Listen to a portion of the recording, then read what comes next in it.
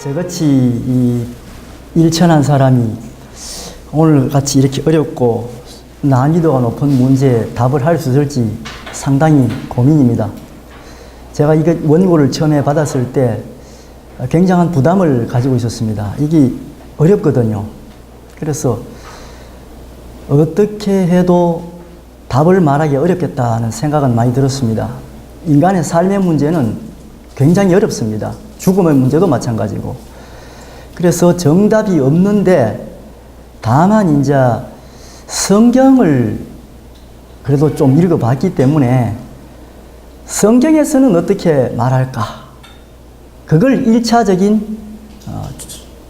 자료로 삼았습니다. 그래서 오늘 여기 계신 분들은 한 가지 부탁을 드리자면 내가 성경을 참 많이 읽었다. 나는 교리의 조예가 깊다. 이렇게 생각하시기보다 자신의 고정관념을 일단 내려놓고 전통적으로 많이 들어왔던 말씀들도 일단은 좀 내려놓고 정말 성경은 뭐라고 말할까? 하나님이 우리 생각에 갇혀 있지는 않거든요. 성경 기자들이 우리 생각을 다 만족시켜야 될 이유가 없어요. 그러니까 하나님 말씀은 뭐라고 전할까? 이런 어떤 그 순수한 마음으로 들어주시면 감사하겠습니다. 그래서 혹시 제가 강의 원고를 읽는데 이게 나의 알고 있던 전제사항이라든가 뭐 고정관념이라든가 들어왔던 학습된 내용과 차이가 있더라도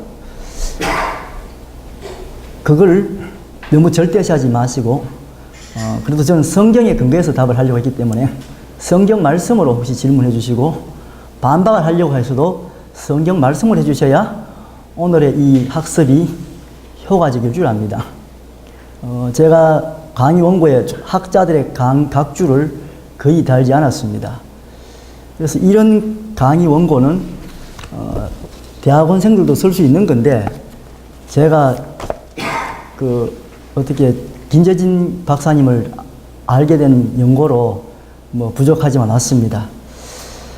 미리 결론부터 말씀드리면 두 가지로 말할 수 있습니다. 구원은 인간의 권리가 아닙니다. 인간의 주권이 아니고 하나님의 권리입니다. 두 번째, 구원은 하나님이 의지를 가지고 해 주시고 싶으면 구원을 받는 거고 하나님의 구원 의지가 없으면 인간으로서는 전혀 무방비 상태인 겁니다.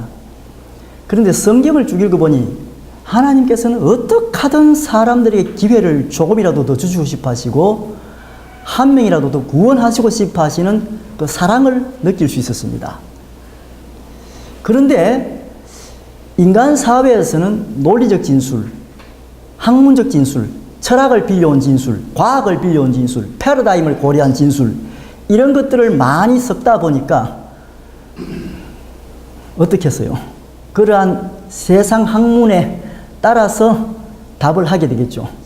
그 대표적인 학문이 조직신학이라는 과목입니다. 그래서 조직신학자들처럼 철학 공부 많이 하고 과학 공부 많이 하고 이것저것 문화 예술부터 공부 많이 하는 사람들이 잘 없습니다. 신학자들 중에는. 근데 저는 조직신학을 잘 몰라서 평범한 사람이기 때문에 성경에 근거해서 하겠습니다. 여러분들이 2페이지짜리 의학 원고를 받았을 텐데 그냥 같이 따라 읽으시면 되는데 2페이지 이후부터는 여러분들의 강연 원고에는 나와 있지 않습니다. 그래서 그냥 편안하게 들으시면 되겠습니다. 지금부터 읽어나가겠습니다. 자살한 자들과 믿지 않고 죽은 자들의 구원 문제 1. 서론. 기독교의 성경은 구원을 주장한다. 기독교에서 주장하는 가장 일반적 진술은 첫째, 예수님께서 다시 오신다. 둘째, 오셔서 심판하신다. 셋째, 거기서 영생 얻는 자들과 영벌에 처해지는 자들이 있는데 영생 얻는 자들은 천국에, 영벌에 처해지는 자들은 지옥에 들어간다. 그렇다면 영생 얻는 자들과 영벌에 처해지는 자들에 대한 판별 기준은 무엇인가? 이에 대한 가장 일반적 진술은 첫째, 예수 그리스도를 주님으로 고백하여 하나님의 나라의 국민이 되었는가? 둘째, 하나님으로부터 은혜를 입어 영벌을 면할 만한 조건이 갖추어졌는가? 이다. 그런데 문제가 있다. 갓난아기나 금치산자들이나 정신박약아들 또는 복음을 듣지 못한 자들, 복음을 믿을 기회가 없던 자들이 많다. 그래서 이와 같은 조건들에 해당될 많은 사람들에 대한 곤란한 질문들이 쏟아진다. 이를테면 이순신 장군은 구원을 받았는가 아닌가? 고려시대나 조선시대의 한국 사람들은 구원을 받는가 받지 못하는가? 비기독교 국가에서 태어나 그 문화에서 산 사람들은 어떻게 되는가 하는 등등의 질문들이 쏟아질 수 있다. 이와 같은 문제들에 대해 필자는 세 가지의 전제 개념이 필요하다고 생각한다. 첫째, 구원이 무엇인가? 둘째, 구원을 베푸시는 주체가 누구인가? 셋째, 구원의 기준들이 무엇인가? 이다. 여기서 짚어보자. 필자는 구원이라는 말의 사전적 뜻이나 어원을 찾는 일에는 집중하지 않겠다. 그보다는 개념을 찾아보자. 우선 구약과 신약 성경만 하더라도 그 구원의 개념이 일률적이지 않다. 즉 구원의 개념부터 다원화되어 있다. 천편일률적으로 요약할 수는 없지만 구약은 아무래도 현세적 개념이 강하다. 그래서 구원도 현세적이다. 물론 후기로 가면 묵시 패러다임이 등장하지만 그럼에도 불구하고 구약에서는 묵시조차도 신약만큼 강하게 내세적이지는 않다. 물론 구약이나 근동에도 부활 개념이 있다. 하지만 신약 성경만큼 뚜렷하지는 않다. 그리고 구약 성경은 신약 성경만큼 내세적이지도 않다. 특히 구약 성경은 천국이나 지옥이라는 개념이 신약 성경만큼 강하게 나타나지 않는다. 물론 구약에도 스올이 나온다. 하지만 이 스올은 신약의 게헨나와는 차이가 있다. 신약 성경에서 형벌의 장소를 표현할 때는 게헨나를 썼다. 한국어의 지옥으로 옮겨진 이 게헨나는 구약의 스올과는 차이가 크다. 그래서 구약 성경은 신약 성경에 견줄 때 확실히 현세적인 경향이 있다. 이럴 경우 구약에서의 구원이나 축복이라든가 하나님의 개입 등은 현세적 특성이 강하게 나타난다. 설령 구약에서 묵시나 부활이 표현되었다고 하더라도 그 개념이 신약 성경만큼 내세적이지는 않다. 그렇다면 구원을 주장할 때 어느 개념에 무게를 실을 것인가? 이것이 정의되어야 한다. 필자는 두 개념을 모두 쓰겠다. 2. 자살한 사람들도 구원받을 수 있는가? 자살한 사람들도 구원받을 수 있는가? 성경에는 자살한 예들이 있다. 이스라엘의 초대 임금 사울, 압살롬의 부하 아히도벨, 그리고 가룟옷 신 유다이다. 이 세 사람의 자살 사유는 모두 다르다. 사울 왕은 대적들에게 치욕을 당하지 않기 위하여 스스로 목숨을 끊었다. 압살롬의 부하였던 아히도벨은 자신의 작전이 실패하자 죽을 줄 알고 스스로 목숨을 끊었다. 그리고 가룟옷 신 유다는 예수를 대적에게로 넘긴 뒤 자살했다. 그런데 성경에서는 자살을 명시적으로 금한 적이 없었다. 오히려 믿음에서 우러난 저항의 표현으로 또는 순교의 방식으로 자살을 택하기도 했다. 그리고 자살의 사유들은 다양하다. 한 가지만의 이유가 아니다. 가령 세월호가 물에 가라앉고 있었을 때 한 여승무원은 학생들을 살리기 위해 자신은 탈출하지 않았다. 살 수 있었을 텐데 죽었다. 강제구 소령은 부하들을 살리기 위해 수류탄으로 몸을 날렸다. 그리고 고려 말의 두문동 사람들은 끝까지 고려에 대한 의리를 지키기 위해 불 속에서 나오지 않았다. 엄밀하게 말하면 이것도 자살이다. 또한 중세나 근세에 서양에서 종교재판이 실행될 당시에 사람들은 혹독한 고문들을 받았다. 결국 그 고문들을 견디지 못하여 스스로 목숨을 끊었을 수도 있을 것이다. 또한 2차 세계대전 당시에 독일 경찰에게 잡혀가지 않기 위하여 스스로 목숨을 끊은 유대인이 있다고 가정해보자. 이것도 자살이다. 그리고 마침내 아돌프 히틀러도 자살했다고 한다. 그렇다면 자살이라고 하더라도 그 사유들이 같지 않다. 즉 동일한 가치 판단의 근거가 되지 못한다. 그래서 자살 그 자체만으로 옳고 그름을 판단하는 것은 간단하지 않다. 다시 성경으로 돌아가 보자. 사울왕이 지옥에 갔다는 표현은 없다. 물론 구약의 스월은 신약의 게헨나와는 다르다. 그래서 구약식으로 표현한다면 사울이 게헨나에서 고문당한다는 근거가 없다. 사울은 구약시대의 사람이다. 아히도벨 역시 비슷하다. 아히도벨의 작전이 실패한 것은 압살롬이 다윗한테 질 것을 예견한 셈이다. 결국 다윗한테 죽을 바에야 스스로 목숨을 끊는 것이 현명하다고 여겼을 수도 있다. 그런데 그 아히도벨이 게헨나에서 고문당하거나 게헨나의 뜨거운 불에서 굽힌다는 기록이 없다. 신약 성경 어디에도 아히도벨이 게헨나에 가 있다는 기록을 찾지 못했다. 그러면 반대로 자살해도 천국에 가는가? 이 역시 근거가 충분하지 않다. 왜냐하면 구원의 기준은 자살이냐 아니냐의 형태로 제시된 것이 아니기 때문이다. 가령 아돌프 히틀러가 지옥에 갔다고 가정해 보자. 그렇다면 그 히틀러가 지옥에 간 사유가 자살 때문일까? 성경은 그런 식으로 진술하지 않는다. 히틀러에게 고작 자살죄밖에 적용하지 않는다는 것은 매우 부당하다. 가룟신 유다도 마찬가지이다. 만일 유다가 구원받지 못했다면 그 이유는 자살 때문이 아니라 배신 때문이었을 것이다.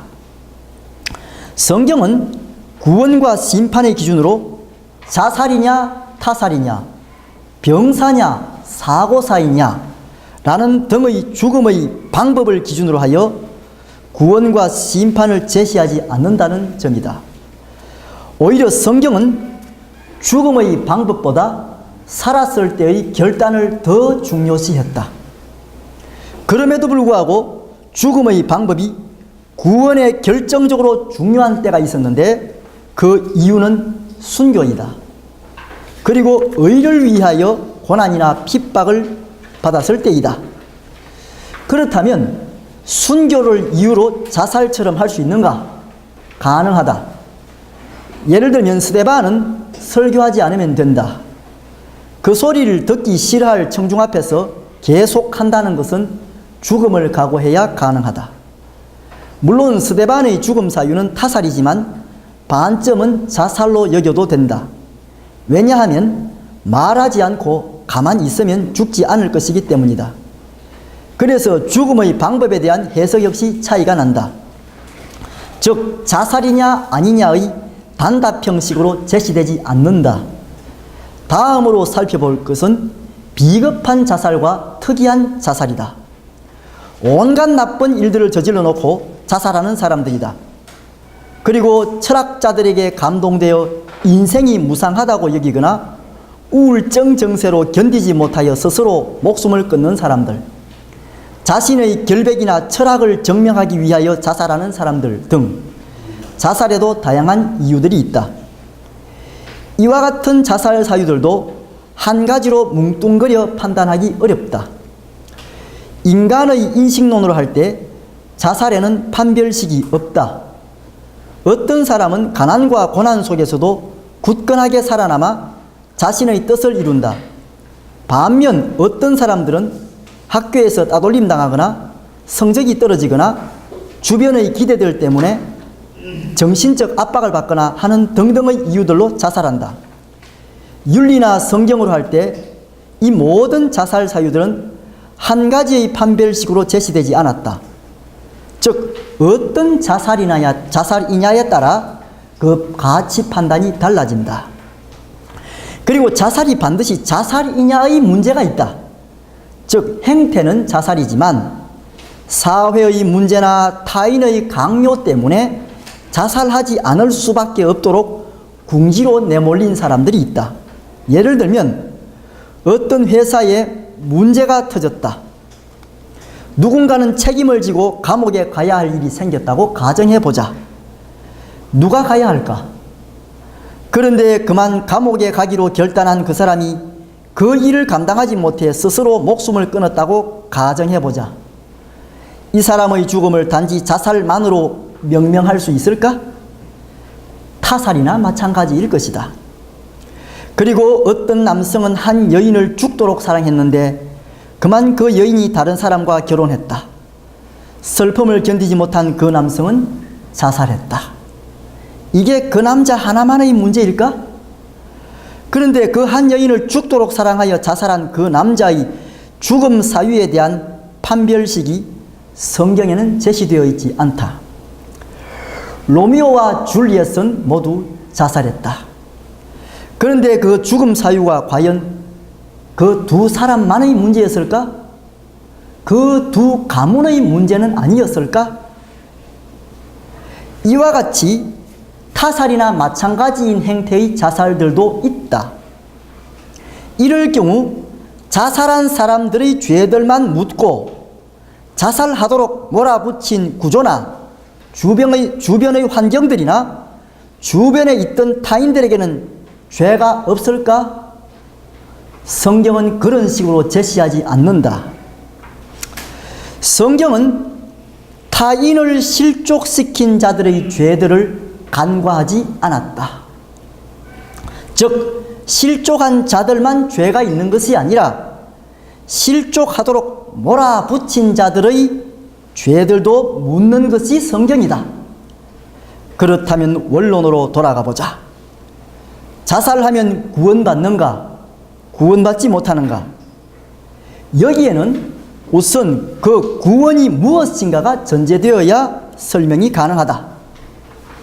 구약식으로 설명하면 대적에게 모욕을 당하지 않기 위하여 스스로 목숨을 끊은 사울왕은 그 죽음 자체가 실패인데다 전투에서도 패하였기 때문에 현세적 세계관이 강한 구약의 관점에서 보면 사울왕은 구원받지 못한 것이다. 예를 들어 사울왕이 하나님으로부터 인정받아 나라를 강하게 만들고 대적들을 물리칠 뿐만 아니라 건강하고 평안하게 오래 살다가 편안한 죽음을 맞이했다면 그 사울은 구원받은 것으로 평가할 수 있다. 그러나 사울왕의 최후는 비참했기 때문에 현세적 세계관이 강한 야훼 종교의 특성상 사울왕은 구원받지 못한 셈이다. 그러나 그 사울왕이 게헨나로 가서 고문당한다는 구절은 구약 성경에 없기 때문에 죽은 후의 문제는 알 수 없다. 신약 성경 어디를 찾아도 사울왕이 게헨나에 있다는 구절이 없다. 반면 아브라함이 낙원에 있다는 구절은 구약 성경에 있으므로 신약 성경에 있으므로 신약 성경입니다. 신약 성경 누가복음 16장 22절에 있으므로 신약식으로 해도 아브라함은 구원받았다. 어떤 사람이 하나님 나라에 들어가 있는지 제가 성경을 하나 찾아봤어요. 어디에 나오냐면 누가복음에 나옵니다. 누가복음에 보면 어떤 사람이 가 있냐 하면 누가복음 13장 28절에 너희가 아브라함과 이삭과 야곱과 모든 선지자는 하나님 나라에 있고 오직 너희는 밖에 쫓겨난 것을 볼 때에 거기서 슬피 울며 이를 갈리라. 누가복음 13장 28절. 아브라함과 이삭과 야곱과 모든 선지자는 하나님 나라에 있다고 그랬습니다. 그 구약의 인물들이 하나님 나라에 있네요, 보니까. 그런데 사울왕은 이름이 없어요. 그러니까 있는지 없는지 못 찾겠어요. 혹시 찾을 재주가 있으신 분 계시면 알려주시면 감사하겠습니다. 그래서 사울왕에 대한 구절은 뚜렷하지 않으므로 이는 인간들의 판단을 넘어서 있다. 그리고 가룟신 유다에 대한 구절 역시 분명하지 않다. 물론 단테는 신곡에서 유다와 같은 배신자들을 위해 특별한 지옥을 마련했다고 하였지만 이는 성경이 아니라 단테의 문학이기 때문에 유다의 구원 문제 역시 인간들의 판정에는 달려있지 않다. 그 다음 챕터 3. 믿지 않고 죽은 자들은 구원이 불가능한가? 이건 굉장히 어려운데 이걸 강의하고 나서 제가 또 시련을 당할까 좀 걱정이 되지만 일단 질문 시간에 좀 살살 해주시면 감사하겠습니다. 이 세상에서는 예수를 자신들의 구주로 믿고 고백하지 않는 사람들이 많다. 또한 인류의 역사상 예수를 자신들의 구주로 고백하지 않고 죽은 사람들도 매우 많다. 그리고 예수를 자신들의 구주로 믿고 고백할 수 없는 사람들도 많았다. 만일 기독교의 교리대로 한다면 이와 같이 예수를 구세주로 믿어 고백하지 않는 사람들은 구원받지 못한다고 한다. 그 교리는 그렇죠. 뿐만 아니라 예수를 그리스도로 믿어도 모두 구원받는다고 확언하지도 않는다. 성경을 따르면 교회를 다닌다고 하더라도 알곡과 가라지로 구별될 수 있다. 뿐만 아니라 예수 그리스도 이름으로 병을 고치고 예수의 이름으로 이적을 행하고 예수 그리스도의 이름으로 많은 일들을 해도 불법을 행하면 역시 구원받지 못한다. 그뿐만이 아니다. 설령 예수 그리스도를 믿었다고 하더라도 창세로부터 생명책에 그 이름이 기록되어 있지 않으면 역시 구원받지 못한다. 즉 예정되어 있지 않으면 구원받지 못한다. 예수께서 말씀하시기를 생명으로 인도하는 문은 길이 좁고 협착하여 찾는 이들도 적다고 하셨다. 따라서 구원은 소수가 받을 것이다. 그 퍼센테이지가 얼마일지는 몰라도 성경은 다수가 구원받는다고 증거하지 않는다. 다시 말해 성경은 예수를 믿어도 반드시 구원을 이루었다는 확증이 없다. 왜냐하면 구원을 베푸시는 주체는 하나님이시며 하나님의 기준에 합해야 구원받을 수 있기 때문이다. 다시 말해 인간들의 구원은 하나님과 예수 그리스도의 의지에 달렸다. 그러므로 구원은 인간이 판정할 수 있는 분야가 아니다. 몰트만의 무슨 책을 보니 구원은 이렇고 저렇고 하는데 제가 헛소리 하지 마라 그랬습니다. 절대로 몰트만이 구원을 주지 않습니다. 칼바르트 구원 주지 않습니다. 칼빈도 구원을 주지 않습니다. 인간은 어떤 위대한 신학자라도 구원을 베풀 만한 권리도 없고 실력도 없고 능력도 없습니다. 그러니까 그런 거에 너무 끌리지 마시길 바랍니다. 구원은 하나님의 주권입니다. 신약 성경에서의 구원 기준은 특이하게도 율법이나 성문법들처럼 자세하게 제시하지도 않는다. 뿐만 아니라 성경은 구원받은 판례들을 많이 소개하지도 않았다. 성경이 증거하는 구원의 판례들 몇 가지를 소개하면 양들과 염소들의 심판에서 지극히 작은 자들에게 잘한 사람들, 마태복음 25장, 거지 나사로, 누가복음 16장, 예수의 십자가에서 한쪽 편에 달린 강도, 누가복음 23장 등 그 사례들조차도 많이 소개하지 않은 편이다. 그렇다면 곤란한 질문들이 생긴다. 만일 예수를 믿지 않고 죽은 자들은 어떻게 되는가? 구원인가? 심판인가? 이 문제에 대해 성경은 민사소송법이나 형사소송법이나 도로교통법 등과 같은 방식의 명확성이 없다. 사실 심판에서는 성문법의 형식으로 그 법률이 제정되어 있어도 실질 심사에서는 모호하거나 명확한 판정이 어려운 사례들도 많다. 특히 판사들의 직무에 있어서 그렇다. 물론 도로교통법이야 증거가 있으면 보다 더 명확하겠지만 인간의 윤리 문제나 실존의 문제들은 판정이 매우 어렵다. 그러나 그 판정이 불가능한 것은 아니다.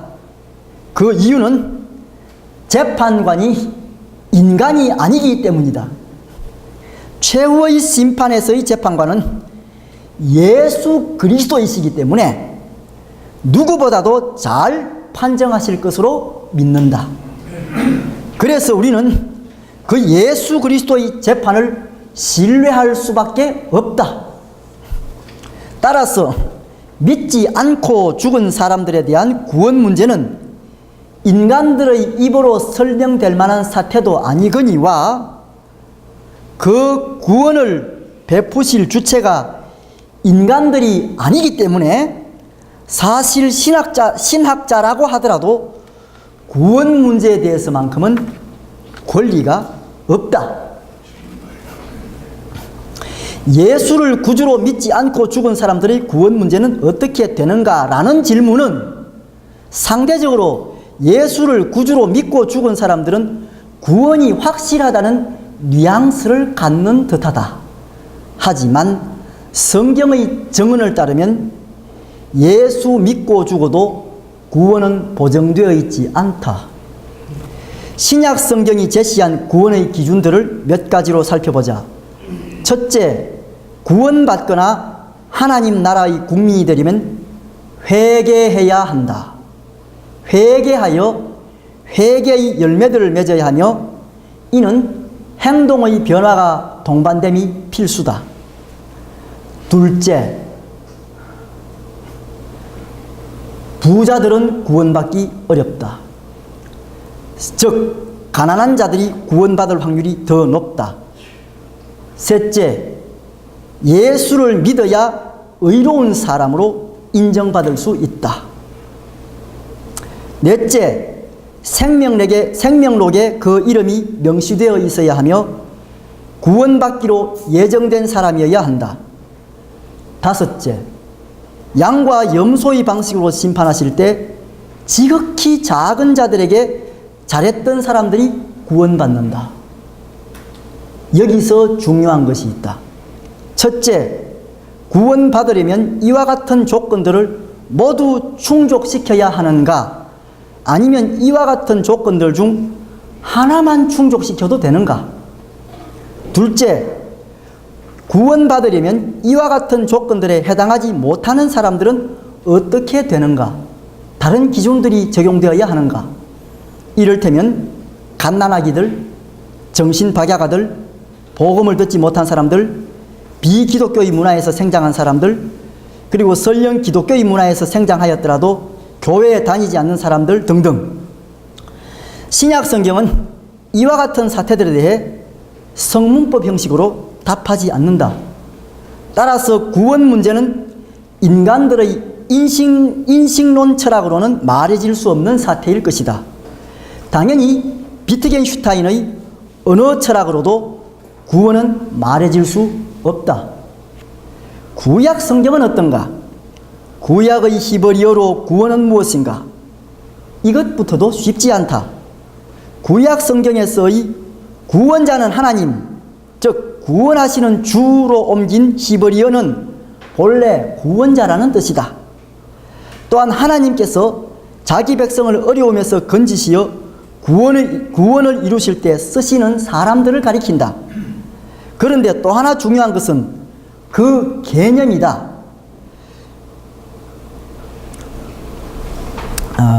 구원 문제를 단어풀이로만 할 수는 없다. 구약 성경에서의 구원 문제를 말할 때에는 그 개념이 중요하다. 이를테면 롯과 그의 두 딸은 구원받았고 그의 아내는 구원받지 못했다. 여기서 중요한 것은 개념이다. 즉 어떤 것을 구원받은 것으로 여기는가에 있다. 그렇다면 구원은 어떤 것인가? 개념으로 정의해보자. 노아와 그의 가족들은 구원받았다.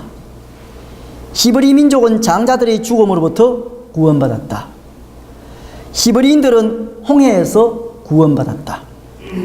이스라엘 백성은 이웃의 적대 부족들로부터 구원받았다.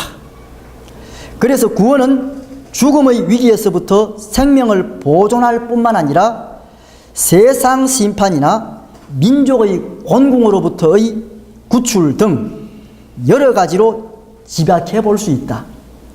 그리고 구원은 개인이나 가정사에서도 가능한 듯하다. 이를테면 감옥에 갇혔던 요셉은 구원받았다. 나오미의 며느리 룻도 구원받은 것으로 여길 수 있다. 이와 같이 구약에서의 구원도 다원성을 갖는다. 그런데 한 가지 뚜렷한 것은 구약에서의 구원은 현 사태들과의 연관성이 깊다. 다시 말해 현실에서의 구원이다. 즉 신약처럼 강력한 내세관이 아니라 현실 세계에서 행동하시는 하나님을 증언한다. 그래서 구약에서의 구원은 현실 문제에서의 구원이다. 물론 후기로 가면 구약에서도 묵시와 내세가 나오지만 신약 성경만큼 강력한 내세관은 아니다. 구약 성경은 여전히 현실 문제에 관심이 크다. 그렇다면 구약의 관점에서 질문해보자. 예수 믿지 않고 죽은 자들은 심판인가 구원인가? 답. 구약 시대의 사람들은 예수 그리스도를 몰랐다. 따라서 예수를 믿었는가 믿지 않았는가는 구원의 기준으로 제시되지 않는다. 그렇다면 구약 성경에서는 야훼 하나님을 믿지 않은 사람들은 구원받지 못한다고 주장하는가? 어때요? 구약 성경에 야훼를 믿어야 구원받는다. 보편적으로 적용될까요? 저는 이렇게 답을 했습니다. 그렇지 않다. 구약 성경의 주장대로 하면 이스라엘은 야훼 하나님을 믿고 이방인들은 그들의 신을 믿어도 간섭하지 않았다. 열왕기하 5장 15절에서 19절을 참고하시길 바랍니다. 열왕기하 5장입니다. 구약 성경에서의 심판 기준은 종교가 아니라 윤리나 도덕이나 자비심의 문제 등이다. 여러 군데에 나옵니다. 그게. 다시 말해 구약 성경은 개종을 강요하지 않는다. 그 대신 구약 성경에서는 율법이나 계약이 매우 강화되어 있다. 즉 율법을 지켜야 하며 하나님과의 계약이 지켜져야 한다. 하지만 이는 이스라엘 백성들과의 계약이다. 이방인들과의 계약이 아니다. 다시 말하면 하나님께서는 이방인들에게 이스라엘 사람들과 같은 규례를 지키라고 명령하지 않으신 셈이다. 그렇다면 구약에서는 이방민족의 구원 사례가 없는가? 있다. 그 예로는 요나를 꼽을 수 있다. 요나서에 나오는 니느웨는 집단적 회개를 통해 구원받았다. 다시 말해 니느웨는 어느 한 개인의 회개가 아니라 그 도시 전체의 회개로 구원받았고 용서받았다. 니느웨는 이스라엘이 아니라 요나가 몹시도 혐오스러워했던 이방인들의 도시다. 그런데 여기서 살펴볼 것은 현실에서의 구원이다. 즉 니느웨에 닥칠 재앙이 피해갔다. 40일이 지나면 니느웨가 망한다고 하였지만 니느웨는 망하지 않았다.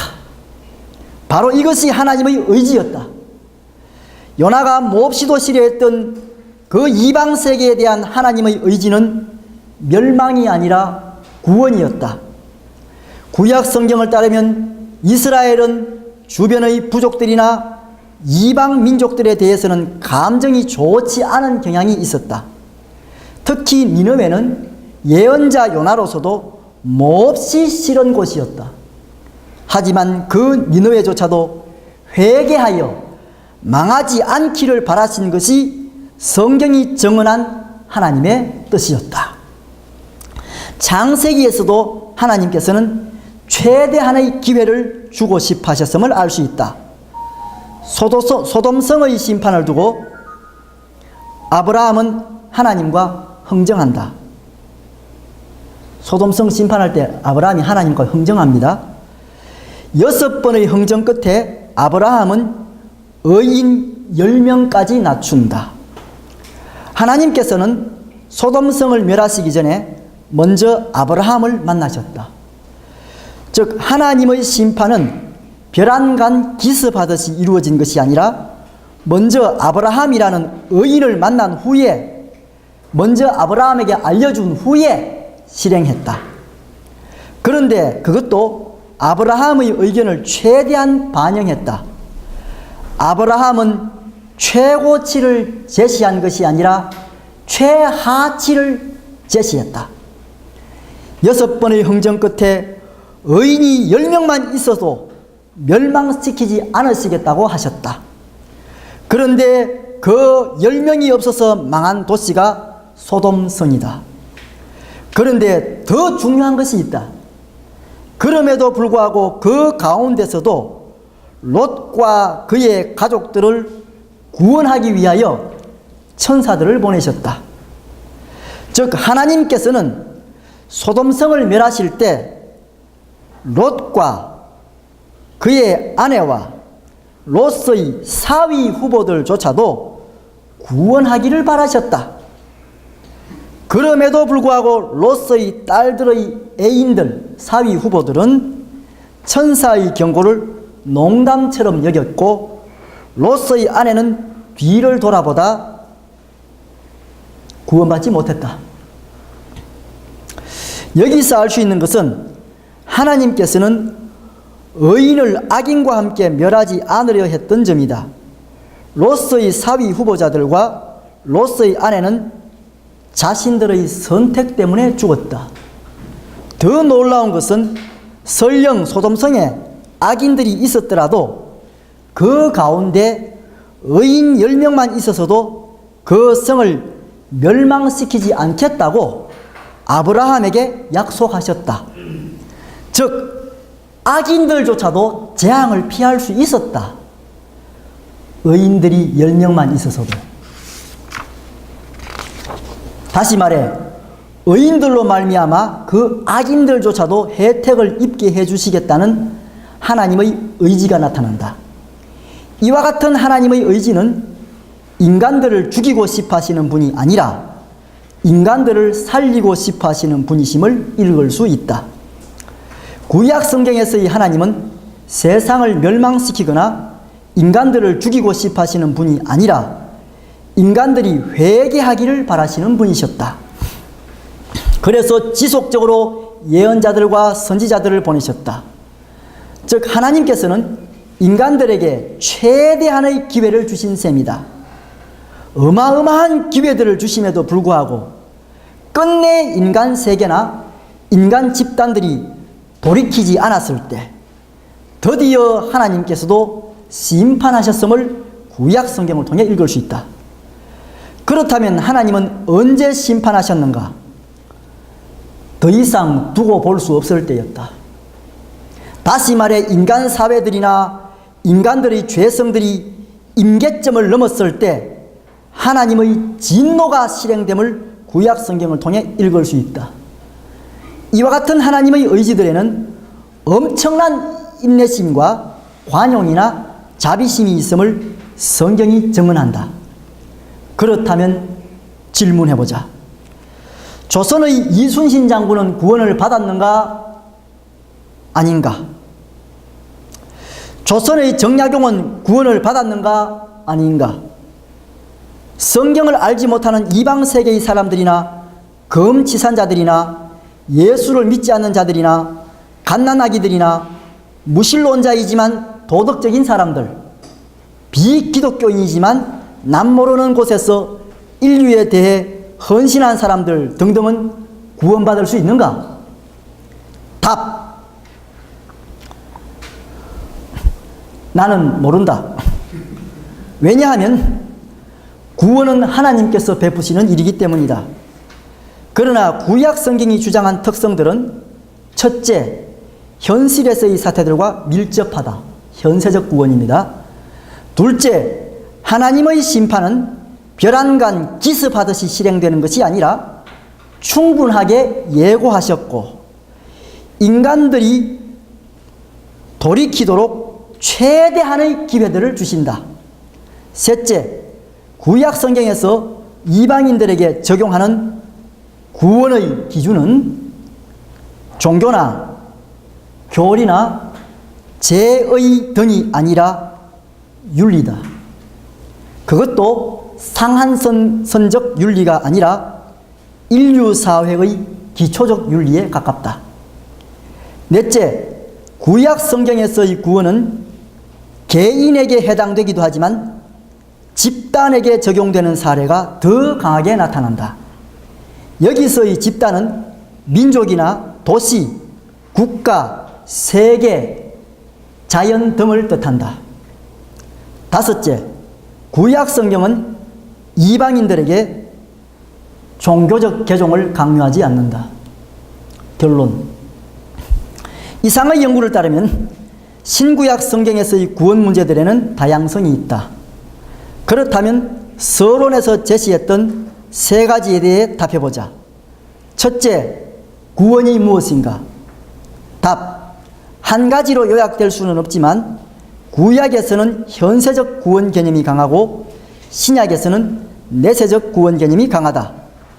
기독교식으로 하면 예수님께서 재림하셔서 심판하실 때 영생의 부활을 얻는 것이다. 둘째, 구원을 베푸시는 주체는 누구인가? 답. 하나님과 예수 그리스도시다. 셋째, 구원의 기준들이 무엇인가? 답. 이는 성문법적 형식으로 답변되지 아니하며 성경에 제시된 판례들 또한 많지 않다. 다만 한 가지 분명해 보이는 것은 하나님과 예수 그리스도께서 구원하시고 싶으면 구원하실 것이고 하나님과 예수 그리스도께서 구원하시기 싫으면 구원받지 못할 것이다.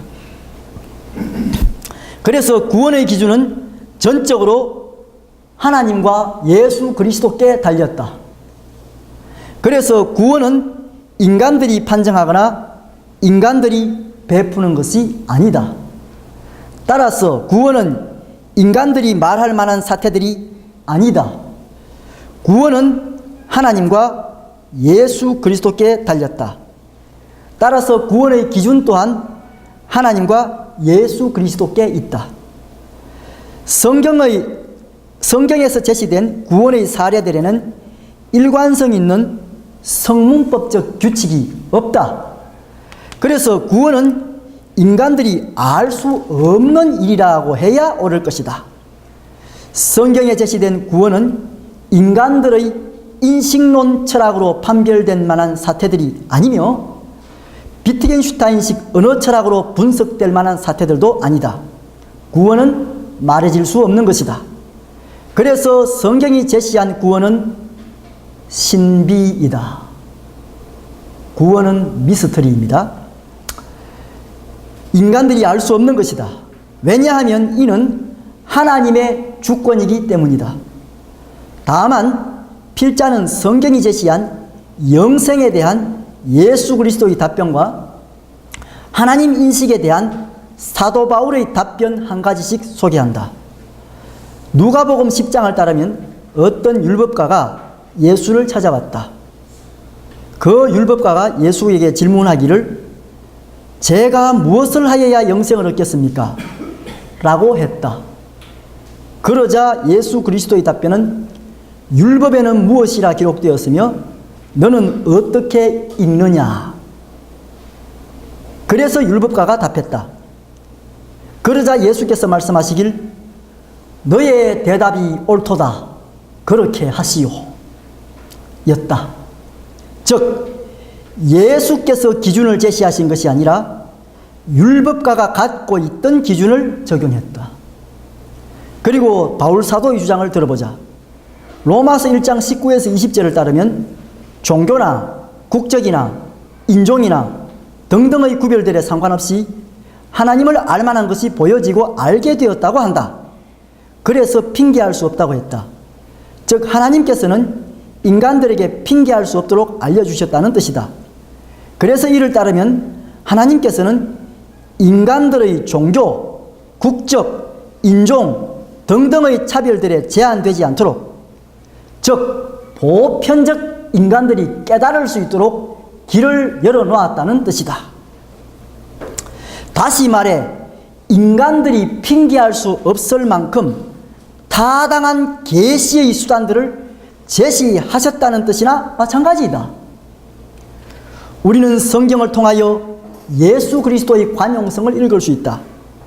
신약 성경을 따르면 복음서의 어느 곳을 찾아보아도 예수는 단 한 번도 야훼라는 고유명사를 쓰지 않았다. 예수는 백부장의 믿음에 대해 극찬했다. 그런데 그 백부장의 믿음이 야훼 신앙일까? 상식적으로 생각할 때 로마의 군인은 당연히 야훼 신앙을 가지지 않았을 가능성이 크다. 그러나 예수는 그에게 극찬을 아끼지 않았다. 시로페니키아 여인의 믿음도 마찬가지이다. 그 시로페니키아 여인의 신앙이 야훼 신앙이었을까? 그럴 가능성은 희박하다. 오죽했으면 예수의 반대자들은 예수에게 귀신의 왕 벨제불을 힘입었느냐 라고 할 지경이었다. 예수님의 별명이 뭔지 아세요? 먹보의 술꾼이에요. 이건 내 이야기 아니고 성경에 나오는 거죠. 점잖게 썼죠. 한국 성경. 먹기를 탐하고 술을 즐기는 자요 세리와 죄인들의 친구로다. 이제 점잖게 번역한 거고, 그 원문을 좀 잘 아는 신약학자는 그거 어떻게 풀이하냐면, 먹보의 술고래고 저 예수라는 자는 왜 죄인들하고 세리 같은 저런 사람들하고 노느냐, 그런 의미예요. 굉장히 낮은 곳을 찾아가신 분이에요. 우리가 어쩌면 더 높고 조만한 눈을 가질지도 모릅니다. 예수님이 왜 그렇게 낮아지셨는지는 저는 도무지 모르겠어요. 하여튼 그렇게 낮아지신 분이에요. 이 반대자들이 예수님 보고 너는 귀신의 왕 벨제불, 옛날 성경에 바알세불로 번역됐죠. 그거 힘입어서 쫓아내지. 이런 반박까지 할 만큼 예수님의 패턴이 특이했어요. 너무 혁신적이라서, 개벽적이라서 아마 신약 성경을 읽으면 막 손이 떨리고 다리가 떨려요. 성경 읽는 게 저는 참 무섭고 성경으로 설교하는 게 아주 무서운 일이고 저는 참 하기 싫은 일 중에 하나예요. 왜? 성경이 너무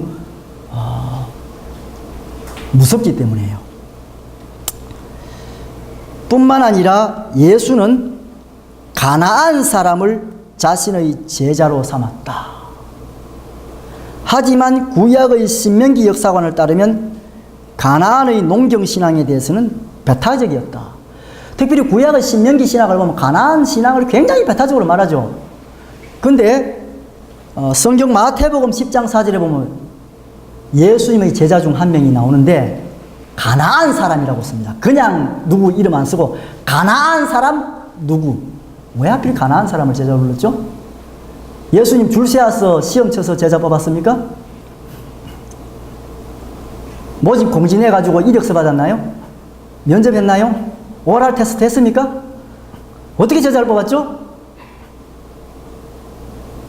아주 특이하죠. 예수께서 제시한 기준들은 회개와 자비심들이다. 양과 염소와의 심판에서의 기준은 지극히 작은 자들에게 어떻게 했느냐로 판별된다. 그러면 교회는 왜 다니는가? 타 종교에도 회개나 자비심 등은 있지 않겠는가?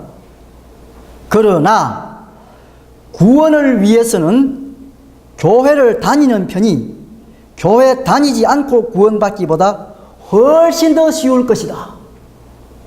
물론 바울은 종교나 인종이나 국적이나 등등의 차별들을 넘어서도 하나님을 알만한 것들이 있다고 했다.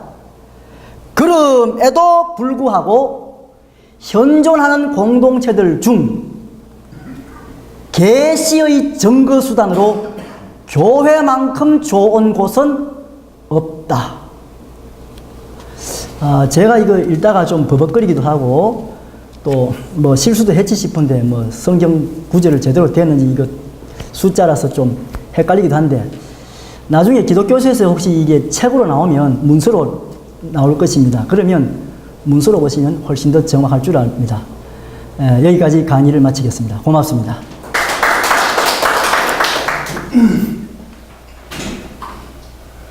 아까 교수님 말씀하실 때, 이스라엘이 애굽에서 나와서 홍해를 건너서 구원받으셨다고 말씀. 그걸 구원으로 개념으로 보는 거예요. 그런데 그 가나안에 들어갈 때는 다 멸망을 하고 여호수아와 갈렙만이 들어갔단 말씀이에요. 그렇죠. 그렇다면 그걸 구원이라고 해야 되나요? 어떻게 해요? 그런 차원에서는 구원이 타임에 따라 다르겠네, 그죠? 그렇죠. 최종적으로 가나안에 들어가는 걸 만약 구원으로 잡는다면 모세도 못 들어갔으니까 모세도 구원 못 받은 게 되죠. 가나안에 들어가는 걸 기준으로 잡는다면. 그래서 그런 기준으로는 구원을 말하기 어렵고, 그러나 일단 그 출애굽에서 그 홍해에서의 구원 경험은 이스라엘 사람들이 워낙 중요한 거라서 여러 번 고백되고 반복되고 기념하는 그 아주 정기적인 이스라엘의 그 제2로 남아있는 만큼 중요한 그 어떤 의례가 있습니다. 이스라엘 사람들에서 홍해에서 구원은. 그러니까 그거는 집단적이고 민족적인 차원에서는 구원이 맞죠. 뭐 개인적으로는 구원 못 받은 사람도 있겠지만. 근데 아까 강의하실 때요.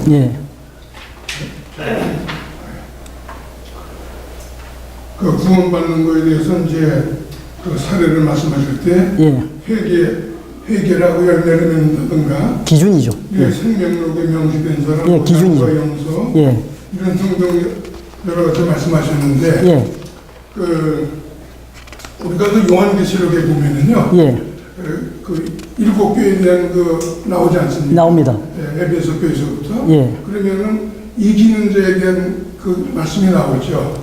뭐 생명의 멸류관을 주겠다, 뭐 생명책의 이름을 새 이름을 준다 이런 등등 나오는데 그런 거하고 이런 여기에 말씀하신 거하고 좀 저는 좀 이렇게 좀 비교가 되는 것 같아서 그렇죠. 견해를 좀 한번 좀 교수님.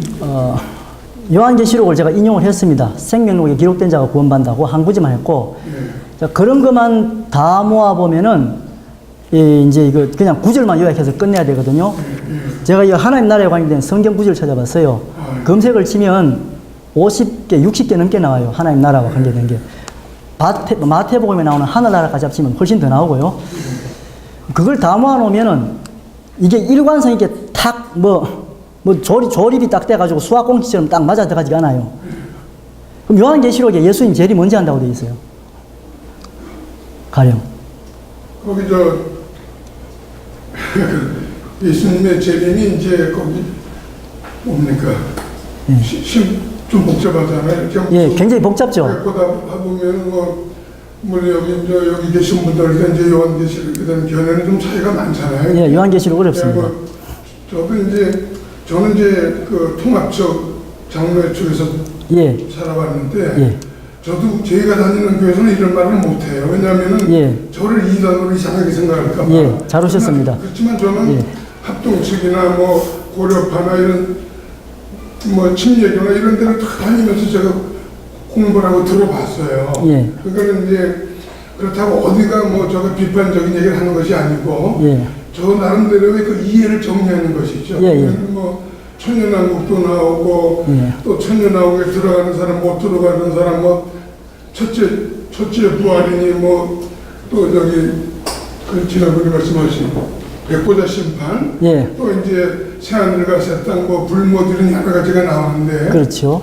예, 그런 거를 볼 때 아까 이제 교수님께서 강의하실 때, 뭐 소돔 고모라 심판, 노아 홍수 심판 같은 게 나오지 않습니까? 예. 그러나 예수님은 또 요한복음에서 하나님은 아무도 심판하지 아니하시고 모든 심판을 자신에게 맡기셨다 그랬어요. 예. 그렇다면은 그 구약에서 하는 심판과 물론 그 신약에서 이제 마지막 때 이루어질 예수님의 심판주로 임하시는 거잖아요. 예. 그러니까 예수님이 유대 땅 베들레헴에 오셨을 때는 우리를 구원하시기 위하여 오셨다고 하지만은 예. 다시 오시는 예수님은 심판의 사명으로 오시는 거 아닙니까? 예. 예. 예. 그랬을 때 이제 이 전체적인 맥락을 이렇게 어떻게 이해를 해야 될지 전체적인 맥락은 예수님 마음에 달렸습니다. 하나님하고 예수님 마음에 달렸습니다. 우리가 모른다는 거예요. 그리고 요한계시록은 이렇게 점진적으로 뭐 팍팍팍 무슨 사태가 생겼다가 올라갔다가 내려갔다가 뭐 이래 하다가 뭐 예수님이 오시고 나팔을 불고 뭐가 쏟아지고 뭐가 풀리고 뭐 이래 되잖아요. 그렇게 딱딱 설명이 되어 있잖아요. 근데 마태복음도 그렇게 설명 안 돼 있어요. 마태복음 24장 14절 한번 찾아보실래요? 예수님 언제 오시는지? 사람들이 자꾸 요한계시록만 가지고 예수님 오신다. 요런 사태가 요한계시록이 아니냐. 요게 666이 짐승이 누구 아니냐. 저런 현상이 생기니까 요한계시록대로 가지 않냐. 이렇게 많이 말하죠. 그렇게 맞추려면 참 어려워요. 예수님 언제 오시느냐. 마태복음에서 말해요. 예수님이 여기 있다 저기 있다 믿지 마라 나가지 마라 오늘 온다 내일 온다 나가지 마라 그랬어요. 거짜라 그랬어요. 예수님 언제 오시는지 그래도 설명해 놓은 데가 있어요. 마태복음 24장 14절 찾아보십시오. 예수님이 언제 오시는지 24장 14절.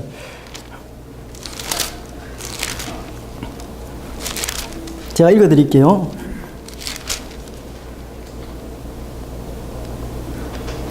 이 천국 복음이 모든 민족에게 전거되기 위하여 온 세상에 전파되리니 그제야 끝이 오리라. 천국 복음이 모든 민족에게 전파되어야 오신답니다. 아직 전파 안 됐죠? 이 기준은 어떻게 하죠? 아직 전파 안 됐잖아요. 예수님 내일 오실 것 같은데 아직 예수 안 믿는 사람 많은데요. 복음 안 전해진 곳 있을 텐데요. 이슬람도 꽤 큰데요. 이스라엘이 예수 믿습니까? 그렇게 보기 어렵죠. 너무 조급할 필요는 없습니다.